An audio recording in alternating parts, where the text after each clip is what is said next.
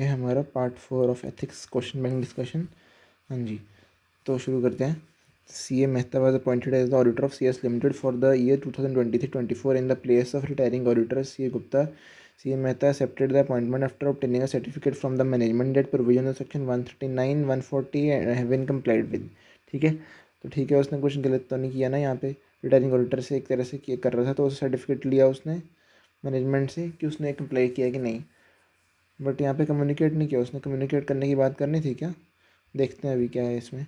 हाँ, क्लॉज 9 की बात किया है। Clause 9 part 1 for schedule to C act 1949 provided member in practice shall be deemed to GOPM if he accepts an appointment as an auditor of a company without first ascertaining from it whether the requirements of section 139 and 140 read with section 141 of Companies Act 2013 in respect of such appointment have been duly complied with। ठीक है, for the purpose of ascertaining whether the company has complied with the provision of section 140, as the incoming auditor should verify the records of the company in respect of the following। किसके बारे में उसको records verify करने company के, whether a member of the company has given special notice of resolution as required under section 140 subsection 4 of the Companies Act 2013। ठीक है, इसको बोलूँगा सी एक्ट 2013। ठीक है, the notice shall be sent by members to the company not earlier than 3 months but at least 14 days before the date of the meeting. ठीक है, ये हमने पढ़ा ही है, कंपनी लॉ में पढ़ते थे ये चीज़। At which the resolution is to be moved exclusive of the day on which the notice is given and the day of the meeting. ठीक है, एक्सक्लूसिव, इन दोनों को एक्सक्लूड करना है ये काउंटिंग करते टाइम। ठीक है, ठीक है। A true copy of this notice should be obtained by the incoming auditor. इसकी ट्रू कॉपी लेनी है उसको, फेक नहीं लेनी बिल्कुल भी। ठीक है, whether this special notice has been sent to all members of the company as required under section 115 of C act 2013 at least 7 days before the date of the general meeting. ठीक है, मतलब उन्होंने भेजा नोटिस सबको members को भेजा कि नहीं, ये सेक्शन याद करने की जरूरत नहीं है, याद होगा भी नहीं, सिंपल याद करो कि 7 days before date of meeting में पढ़ा हुआ है, हमने इंटर में पढ़ा हुआ है ये। ठीक है, where this special notice has been sent to the retiring auditor forthwith as required under section 140 clause 4। ठीक है, क्लॉज 4 है सबसेक्शन 4, देख लें क्लॉज 4 ये शायद। हाँ, whether the representation received from retiring auditor has been sent to the members. ठीक है, तो उसने बताया कि representation receive from retiring auditor considered at general meeting and the resolution proposed by special notice has been properly passed at the general meeting. उसके बाद है in the given case C A Mehta was appointed as auditor of C S limited for 23-24 in the place of retiring auditor C.A. Gupta. C.A. Mehta accepted the appointment after obtaining a certificate from the management that the provisions of section 139-140 of C.A. Act 2013 have been complied with। अच्छा sorry, उसने गलती ये कर दी कि सिर्फ उसने एक तरह से WR कह सकते, मतलब उसने एक तरह से रिटर्न रिप्रेजेंटेशन ले ली बस। ये सब उसको खुद चेक ही नहीं किया उसने, ये सब चेक करने का काम ऑडिटर का है, उसको करना पड़ता है नए ऑडिटर को। ठीक है, ये तो गिल्टी पाया जाएगा, guilty of professional misconduct as he needs to certain compliance of 139 140 through verification of records. ये important, through verification of records. ठीक है, obtaining a certificate in this regard from management will not be sufficient. ये तो अपने पता ही है कि जो भी WR होता है रिटन रिप्रेजेंटेशन, ये तो वैसे ही हम इसको सफिशिएंट एंड अप्रोप्रिएट और एविडेंस नहीं कंसिडर करते। ये तो हम एक तरह से एज मतलब एक तरह से एडिशनल एविडेंस ले लेते हैं, पर मेन कंक्लूसिव एविडेंस नहीं लेते इसको। ठीक है, next question, can a practising chartered accountant be held guilty of professional misconduct under the following circumstance. P. A chartered accountant had accepted appointment as an auditor of QRS Limited company without ascertaining from the company whether the requirement of 139 and 140 had been complied with. However, he realized this defect only after acceptance। ठीक है, non-observance of compliance of 139 and 140 of CE Act 2013। Clause 9 Part 1 for Schedule to CE Act 1949 provides that a member in practice shall be GOPM if he accepts an appointment as the auditor of a company without first ascertaining from it whether the requirements of section 139 140 read with 141 CE Act 2013 in respect of such appointment have been duly complied with। In the present case, P. Chartered Accountant had accepted appointment as auditor of QRS Limited without ascertaining from whether the requirements of 130 140 of CA Act 2013 had been complied with, therefore held guilty under clause in part 1 first schedule to CA Act 1949। देखिए, realisation of defect subsequent to acceptance of audit is immaterial. Realisation of defect subsequent to acceptance of audit is immaterial, मतलब उसने बाद में realise किया ना, तो फ़ायदा नहीं कोई, तो अब तो गिल्टी पा गए तुम। ठीक है, जैसे होता है ना, एक तरह से अपॉइंटमेंट से पहले तुम्हें मतलब एक तरह से वो होता है ना कि पिछला कि हाँ पिछले ऑडिटर से कम्युनिकेट करना होता है, क्लॉज 8 में हमने पढ़ा था ना, पिछले ऑडिटर से कम्युनिकेट करना है। तो वो भी तो एक तरह से अगर तुम्हें ज्वाइन कर लिया उसके बाद कर रहे हो, फिर तो गिल्टी पाए जाओगे ना, अगर ज्वाइन करने से पहले तुमने एक तरह से कम्युनिकेट करना है। इसमें भी वही लिखा है, realisation of defect subsequent to acceptance of audit is immaterial, कोई फ़ायदा नहीं इसका। ठीक है, फिर आगे mister X chartered accountant accepted the appointment as statutory auditor of the company ABC limited without communicating with the previous auditor before accepting the audit. ये तो क्लॉज 8 की बात होगी पक्का, ठीक है। He also fail to certain the compliance of 139 114 respect of, ये तो पूरा डायरेक्ट क्वेश्चन है यार, पूरा डायरेक्ट क्वेश्चन तो ऐसे पूछेगा भी नहीं। चलिए इसकी ये लाइन पढ़ते हैं। It is obligatory on the incoming auditor to communicate with previous auditor and certain from the company that appropriate procedure in the matter of appointment, यहाँ पे सेक्शन का नाम भी लिख सकते हो सीधा, has been duly complied with so that no shareholder और retiring auditor may at a later date challenge the validity of such appointment. इसलिए है ताकि फ्यूचर में तुम्हारी अपॉइंटमेंट चैलेंज ना करी जा सके। ये कैसे चैलेंज नहीं करी जा सकती? अगर तुमने एक प्रोसीजर पूरे फॉलो किए हैं तो तुम्हारी एक तरह से अपॉइंटमेंट को कोई चैलेंज कर ही नहीं सकता। इसलिए आईसीए ने ये प्रोविजन डाले हैं कि पूरी आपको एक तरह से सारी चेकिंग करके फिर अपॉइंटमेंट एक्सेप्ट करनी है, नहीं तो मेंबर्स आपकी फ्यूचर में वैलिडिटी चैलेंज कर देंगे, तो आपको आपको दिक्कत होगी। इसलिए आईसीए ने पहले से ये रूल डाल दिए हैं। In this case, Mr. Accepted the appointment as statutory order of the company without communicating with the previous auditor. Further, he accepted the appointment without first ascertaining whether the requirements of Section 139, 140 of CA Act 2013 in respect of appointments have been duly complied with. फिर है Mr. X is liable for misconduct under Clause 8, Clause 9 since he accepted the appointment without communicating with previous auditor as well as for not verifying the compliance of statutory requirements. चलते हैं हम next question पे, वो clause 10 से, ठीक है। Clause 10 क्या बात करते हैं? क्लॉज 10 बात करते हैं परसेंटेज बेसिस पे तुम्हें फीस शेयर नहीं करनी किसी से, ठीक है। ठीक है आगे, Elora Private Limited approached CA Neha, a practicing chartered accountant since 1998, for recovery of debts amounting to rupees 20 crores. CA Neha accepted the work and requested to charge fees at 1.5% of debt recovered. ठीक है। Later on, she raised a bill for debts recovered and charged 27 lakhs for recovering 90% of the debts. ठीक है, 90% के ऊपर लगाया उसने, होगा ये कितना? 90% का 1.5% है ना, 27 लाख, ठीक है। Comment with reference to C act 1949। ठीक है, इसने अभी डिटेल दी है कि देखते हैं, नहीं दी होगी शायद, हाँ देखते हैं। Clause in part 1 first schedule to C act 1949 prohibits the C in practice to charge to offer और to accept fees which are based on a percentage of profits और which are contingent upon findings और results of the work. मतलब एक तरह से जो percentage base पे fees share नहीं करनी, और कंटिजेंट हो जहाँ पे काम, एक तरह से कंटिजेंट मतलब एक तरह से काम तुम जिस पे तुम कर रहे हो अपनी कोई एक तरह से सर्टिफिकेट दे रहे हो, वो चीज़ कंटिजेंट है, मतलब फ्यूचर में होने वाली है, तुमको उसकी श्योरिटी नहीं है, उसके लिए तुम सर्टिफिकेट नहीं दे सकते। अगर सर्टिफिकेट दिया तो तुम गिल्टी पाए जाओगे, ठीक है। फिर यहाँ पे लिखा, however this restriction is not applicable where such payment is permitted by regulation made in this behalf. The council of the institute has framed regulation 192 which exempts debt recovery services. वहाँ पे अराउंड 10-11 सर्विसेज एग्जाम्प्ट कर रखी हैं, तो उनमें date recovery services भी आती है। वी आर फीस में be based on a percentage of the debt recovered. मुझे लगा था यहाँ पे शायद ये पूरी 8-10 सर्विसेज यहाँ पे मेंशन करेंगे, तो वहाँ से हम पढ़ लेंगे, कोई नहीं, हम देखते हैं एक बारी, अगर नहीं दिया अगले क्वेश्चन है तो एक बारी उसको भी रीड कर लेंगे, कौन कौन सी सर्विसेज दे रखी हैं उनको भी याद कर लेंगे मेमोरी टेक्निक से अभी, ठीक है। रेगुलेशन 192 वाले अभी याद कर लेंगे। In the given case, ये प्रेम has insisted for fees to be based on percentage base of debt recovered, which is exempted under Regulation 192. देखो, therefore not guilty for professional misconduct under any clause. Efficient Limited is running into losses, and in order to optimize resource utilization and cost reduction, approaches you to carry out the assignment and offers a fee of 5% of benefits derived from the suggestions made by you. Comment with respect to CA Act 1949 and regulations thereto. क्या है, फिर से पढ़ो। Losses में चल रही है, in order to optimise resources and cost reduction approaches you to carry out assignment and fees offer the fees benefit derived from suggestion made by you.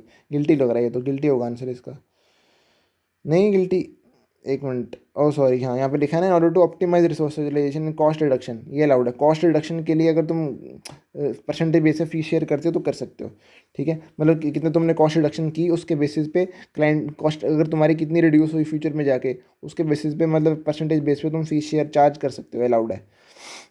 Clause in Part 1 First Schedule to CA Act 1949 prohibits the CA in practice to charge, to offer, to accept or accept fees.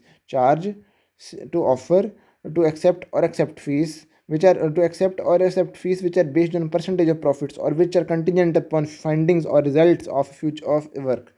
However, this restriction is not applicable where such payment is permitted by regulations made in this behalf. Where Regulation 192 which exempts certain professional services from the operation of Clause 10. As per 192, in the case of services related to cost optimization, fees may be charged on the basis of percentage of benefit derived. Therefore, no misconduct arises under clause 10 of part 1 first schedule, as charging fees as percentage of benefit derived while providing services relating to cost optimization is permitted. ठीक है, चलो आगे. अब mister Vinod practising chartered accountant acting as liquidator भी allowed है. ठीक है. Charge his professional fees and percentage of the realisation of assets. Comment with reference to the C act 1949 and schedules thereto. ठीक है. Whereas CA in practice clause in part 1 for schedule to CA Act 1949 prohibits the CA in practice to charge, to offer, to accept fees which are based on percentage of profits or which are contingent upon findings or results of future work. ठीक है. However, this restriction is not applicable where such payment is permitted by the regulation made in this behalf. The Council of the Institute has framed Regulation 192, which exempts certain professional services from the operations of Clause 10. Whereas, as per Regulation 192, in case of a receiver or liquidator, the fees may be charged on a percentage of the profit realization or disbursement of the assets. In the given case, Mr. Vinod, practicing chartered accountant, has acted as liquidator of XYZ and charged his professional fees and percentage of the realization of assets. Therefore, not guilty of professional misconduct, as he is allowed to charge fees on percentage of realization of assets being a liquidator. ठीक है. Next question पे चलते हैं. Mister Joe practising chartered accountant has accepted an appointment as the auditor of cooperative society. ये भी allowed है. And agreed to charge for fees at 7% of the profits of the society during the financial year 23-24. ठीक है. Comment with reference to C act 1949. Clause in part 1 first schedule to C act 1949 prohibits the CA in practice to charge, to offer, to accept or accept fees which are based on percentage of profits or which are contingent upon findings or results of work. However, the restriction is not applicable where such payment is permitted by the regulation made in this behalf. Council of Institute has framed Regulation 192, which exempts certain professional services from the operation of Clause 10. As per Regulation 192, in the case of an audit of cooperative society, fees may be charged on a percentage of the paid up capital or the working capital or the gross or net income or profits. ठीक है. क्या लिखा है इन्होंने? Fees में भी charge on in the case of cooperative society, fees में भी charge on percentage of the paid up capital, working capital, gross income और नेट इनकम और profits.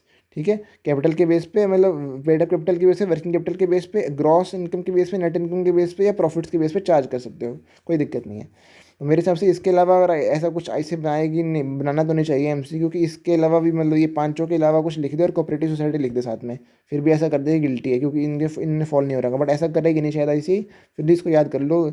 Paid up capital, working capital, gross income, net income, profit. ठीक है. Audit of cooperative society is included in the exemption stated in regulation 192. अभी तक हम 3 regulation याद कर रखे हैं, उनको समराइज भी कर देंगे हम, अगर याद रहा मुझे वीडियो के एंड तक, नहीं तो मैं कमेंट सेक्शन में डाल दूंगा. The auditor is not guilty of any professional misconduct. ठीक है. देखिए आगे क्वेश्चन पे चलते हैं. Comment with reference to C act 1949 and schedules thereto. CAD, chartered accountant, prepared a project report for one of his clients to obtain bank finance.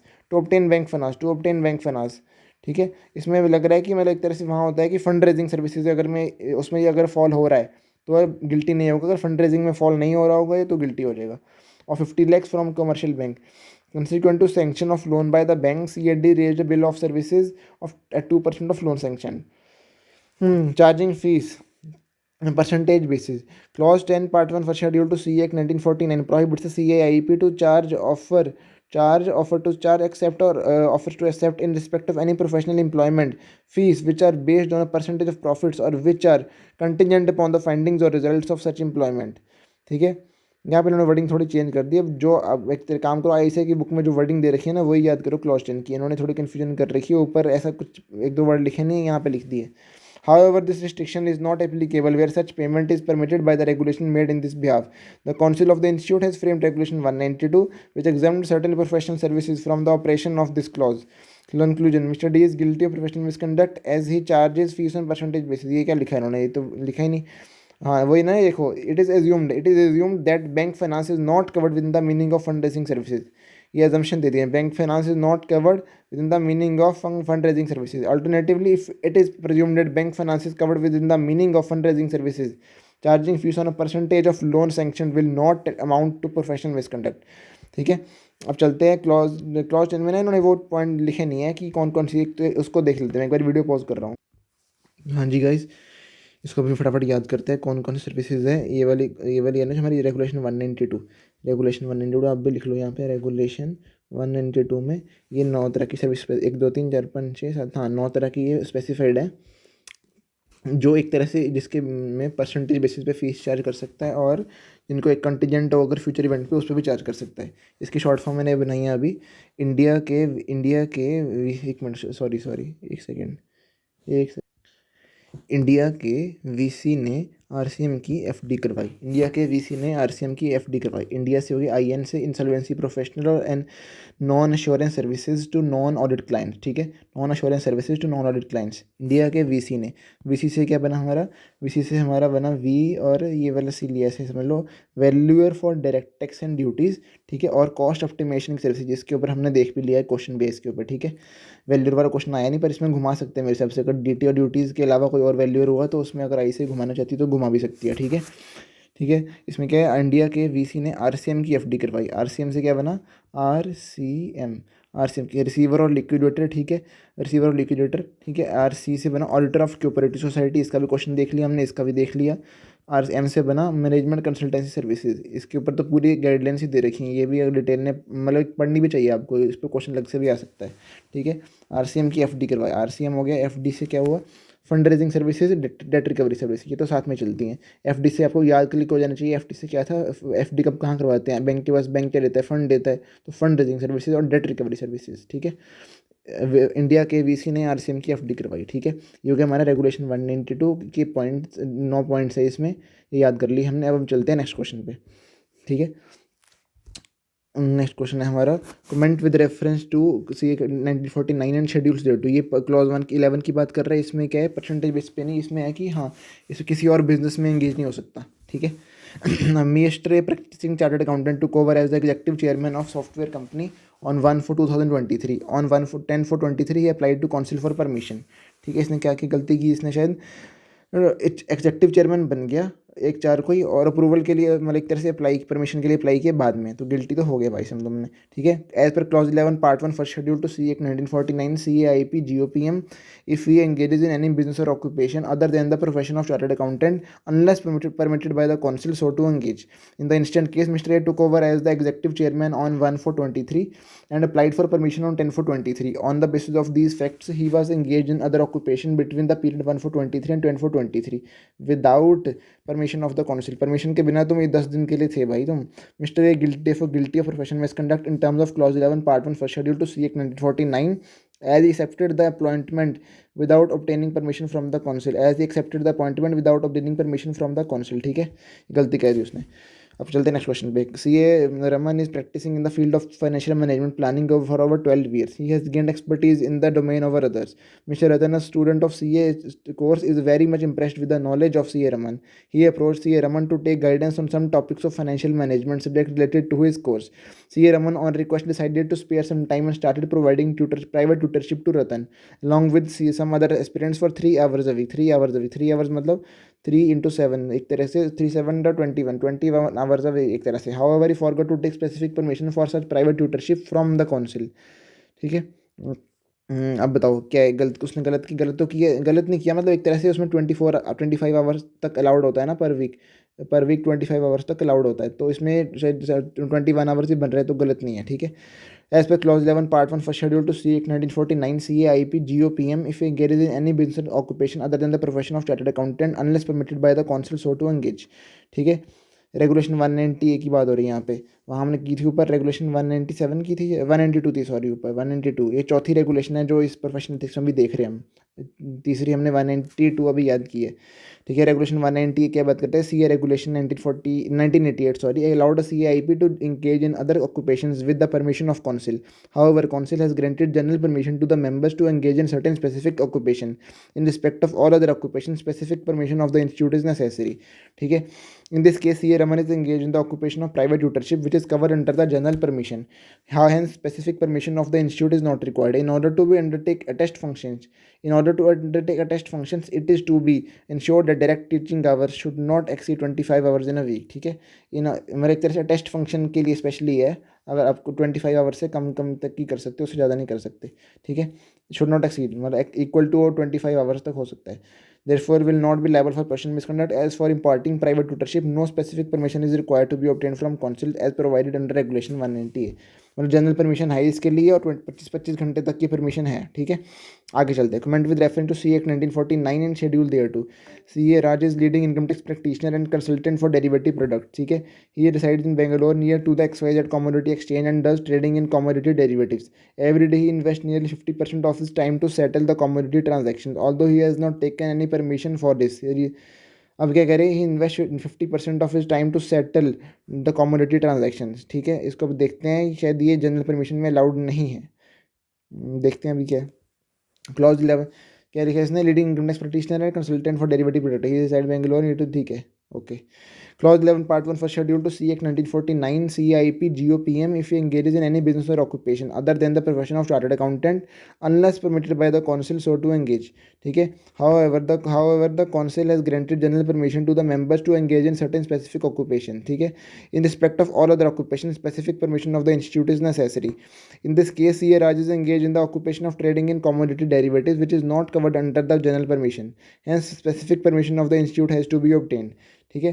In the occupation of trading which is not covered under the general permission, specific permission has to be obtained, ठीक है।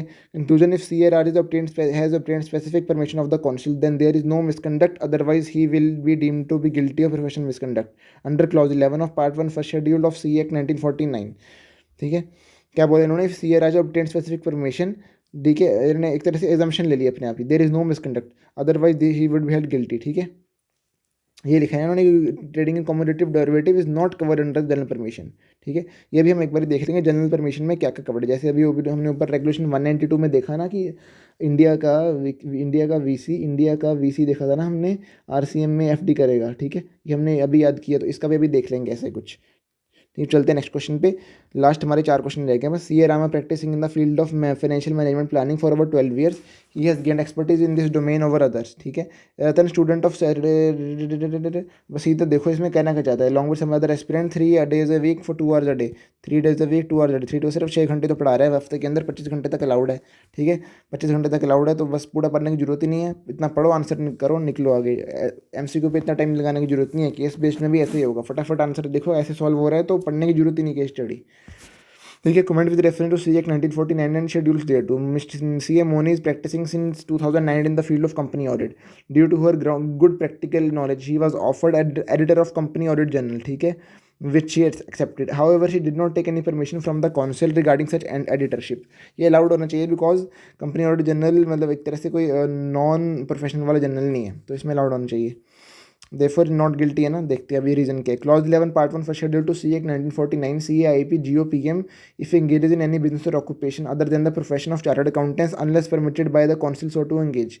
However, the council has granted general permission to the members to engage in certain specific occupation. In respect of all other occupations, specific permission of the institute is necessary, ठीक है। In the given case, CA Moni accepted editorship of journal for which he did not take any permission from the council, ठीक है। It may be noted that the editorship of professional journals is covered under general permission, ठीक है, and specific permission is not required, ठीक है। CA Moni is not be guilty of professional misconduct in terms of clause 11 part 1 first schedule, ठीक है।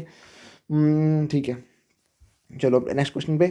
Second last question आज का। C A B practicing chartered accountant is a promoter director of ABG private limited and more over he is also sleeping partner of his family business of garments manufacturing firm. Is C A liable for? Yes, he is liable because मेरे हिसाब से उसने permission ली नहीं होगी director बनने की।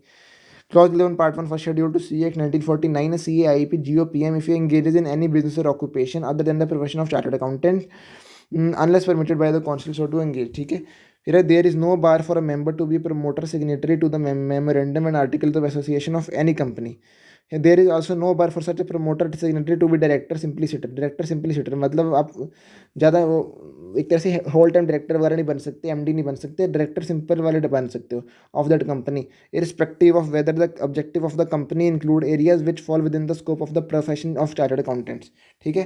Therefore, members are not required to obtain specific permission of the council in such cases.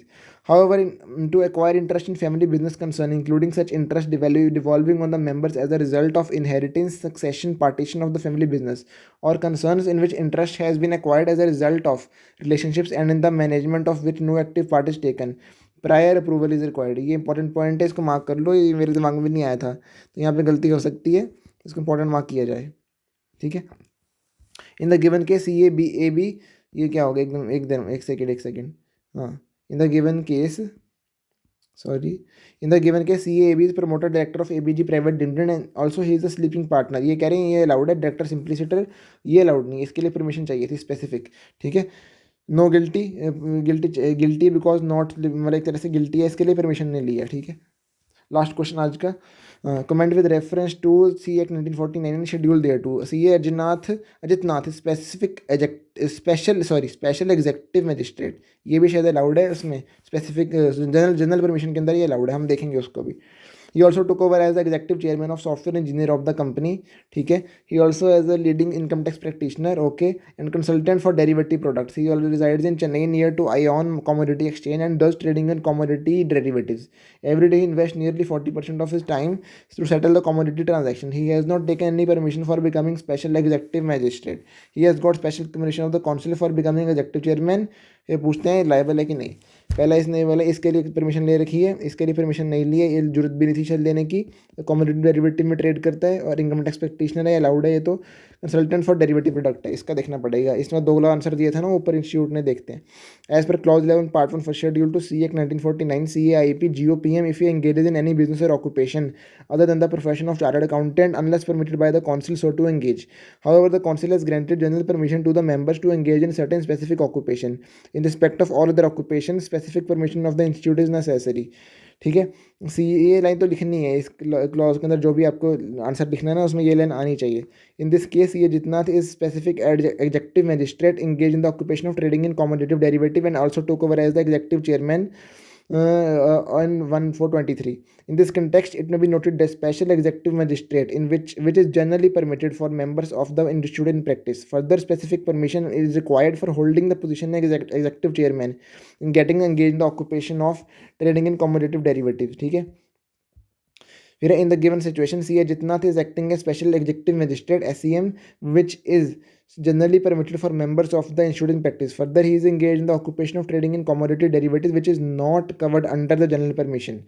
He also took over as the executive chairman, for which specific permission is required. C. Ajitnath got the permission for the same, but derivative के लिए ली नहीं उसने, ठीक है.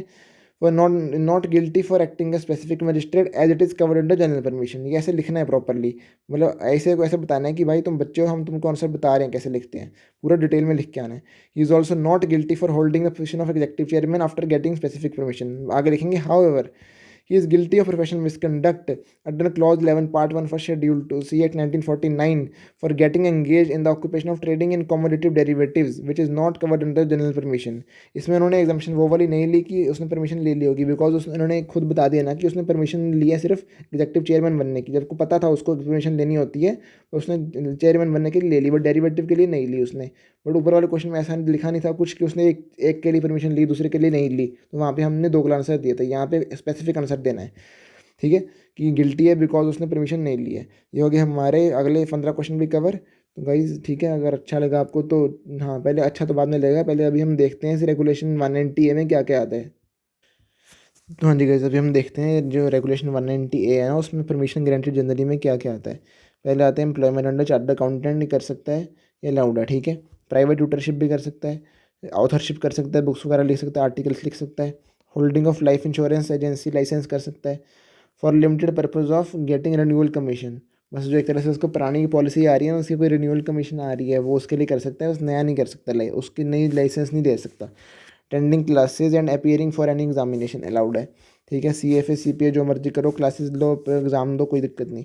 Holding of any public elective office such as MP MLA allowed है. Honorary office leadership of charitable educational और other non commercial organisation, ठीक है. फिर acting as notary public, justice of the peace, special executive magistrate, ये हमने देखा था question में भी आया था ये पॉइंट, ठीक है. ये क्वेश्चन में भी ऐसे आ भी सकता है ये क्वेश्चन में, ठीक है. ये नोटरी पब्लिक आप पूछ सकते हैं, जस्टिस ऑफ द पीस पूछ सकते हैं, ठीक है. पार्ट टाइम ट्यूटरशिप कर सकता है under coaching organisation of the institute, ठीक है. वैल्यूएशन ऑफ पेपर्स कर सकता है, एक्टिंग एज पेपर सेटर बन सकता है, head examiner, moderator for any examination बन सकता है, बन सकता है, ठीक है. एडिटरशिप ऑफ प्रोफेशन जनरल कर सकते हैं, जैसे उसमें हमने देखा था CS जनरल वाला क्वेश्चन था ना, ठीक है. Acting as surveyor and loss assessor बन सकता है इंश्योरेंस एक्ट के अंदर. वे एक्टिंग एज रिकवरी कंसल्टेंट बन सकता है इन द बैंकिंग सेक्टर, ठीक है. ओनिंग एग्रीकल्चर लैंड, भाई ये तो खेती कर सकता है, ठीक है, खेती अलाउड है बिल्कुल, ये तो होनी भी चाहिए थी. कैरिंग आउट एग्रीकल्चर एक्टिविटी, ठीक है. अब इसको याद करने का फ़ायदा नहीं है ऐसे, बस इसको 2-3 बार और रीड कर लोगे या मेरी वीडियो को 2-3 बार सुन लेना, इस टाइम स्टैम्प पे चाहे आके सुन लेना, तो ये आपको दिमाग में बैठ जाएगा। तो इस पे क्वेश्चन को डायरेक्टली हमने देखा ना, क्वेश्चन में दिया होता है, तो वहाँ गलती हो सकती है अगर अच्छे से ना पढ़ा। हाँ, उसके बाद ना एक्चुअली उन्होंने स्पेसिफिक ये भी दे रखे हैं इन्होंने, स्पेसिफिक एंड प्रायर अप्रूवल किन के लिए चाहिए, ये भी जनरल वाले तो हमने देख लिए, स्पेसिफिक वाले भी क्या है, फुल टाइम और part time tutor employment in business concerns provided that the member and और his relatives do not hold substantial interest in such concern. नहीं तो अगर ये होता फिर तो 141 एक तरह से सेक्शन 140 होता है, उसका भी तो नॉन कंप्लाइंस हो सकता है ना अगर ये चीज़ होगी। फिर है फुल टाइम और part time employment in non business concern, ठीक है, ये कर इसके कर लिए मतलब ये करने के लिए स्पेसिफिक अप्रूवल लेनी है आपको। फिर ऑफिस ऑफ एमडी बनना है, अगर आपको होल्ड से हमने देखा था कि डायरेक्टर सिंपलीसिटर बन सकता था, वो जनरल परमिशन अलाउड थी उसके अंदर, राइट, जनरल परमिशन अलाउड थी ना। एक सेकेंड, यानी यहाँ पे हम देखते हैं कि जो इन्होंने डायरेक्टर की बात की है ना, तो इन्होंने क्लॉज 11 में स्पेसिफिकली लिखा हुआ है इसे नहीं कि provided that nothing contained herein shall disentitle chartered accountant from being a director of a company unless मतलब एमडी नहीं होना चाहिए, होल टाइम डायरेक्टर नहीं होना चाहिए, अनलेस ही और any of his partner is interested in such company as an auditor. मतलब एक तरह से उसकी इंडिपेंडेंस हर्ट नहीं होनी चाहिए, और इंडिपेंडेंस हर्ट हो जाएगी ना अगर वो डायरेक्टर हुआ, तो ऑडिटर अगर उसका कोई रिश्तेदार हुआ तो उसका इंडिपेंडेंस हर्ट हो जाएगी ऑडिटर की, ठीक है। इसलिए वो डायरेक्टर उस तरह में नहीं बन सकता, बट हाँ डायरेक्टर सिंपलीसिटर अलाउड है, यहाँ पे लिखा हुआ है, मतलब वो जनरल परमिशन में ऐसे स्पेसिफिकली नहीं लिख रखा, बट क्लॉज 11 में लिखा हुआ है, तो ये बात ध्यान में रखनी है आपको भी, ठीक है। तो अभी हम नेक्स्ट पढ़ रहे थे, ये वाला बस स्पेसिफिक परमिशन किसके लिए चाहिए हमें। तो इसमें इंटरेस्ट इन फैमिली बिजनेस के लिए चाहिए आपको, और concern in which interest has been acquired as a result of relationship and in the management of which no active part is taken. ये हमने पढ़ा था ना स्लीपिंग पार्टनर वाला पॉइंट, वही वाला यहाँ पे है। तो ये पॉइंट देखो ना, अच्छा है, अगर अच्छे से रीड किया हुआ ना तो ये सारी क्वेश्चन ऐसे सॉल्व हो जाएंगे। फिर interest in education institution, part time full time lectureship for courses other than those relating to ICS examination conducted under the institute or the regional council or their branches. फिर part time full time tutorship under any education institution other than the coaching organisation of institute, ठीक है, इसके लिए भी आपको specific permission लेनी है। फिर editorship of journals other than professional journals, ठीक है, जैसे आप समझ लो कोई आपको कोई अलग से जर्नल में देनी है आपको, आप कुछ लिखना है, तो उसके लिए स्पेसिफिक परमिशन लो तो ही दे सकते हो। क्योंकि अगर पता चले आपको गंदे से जर्नल में दे दो और आईसीए का नाम खराब कर, सीए का नाम खराब कर दोगे, तो आईसीए अप्रूवल थोड़ी देगी उसके लिए, ठीक है। फिर एनी अदर बिजनेस और occupation for which executive committee consider that permission may be granted. ये तो हो गया ना एनी अदर, बस खत्म। ये होगी हमारी इस वीडियो की एंडिंग। तो अगर आपको कुछ काम का लगा गाइस तो लाइक करो, सब्सक्राइब करो और शेयर कर दो, और stay tune for the next video, ठीक है। Bye bye guys, all the best, stay tune.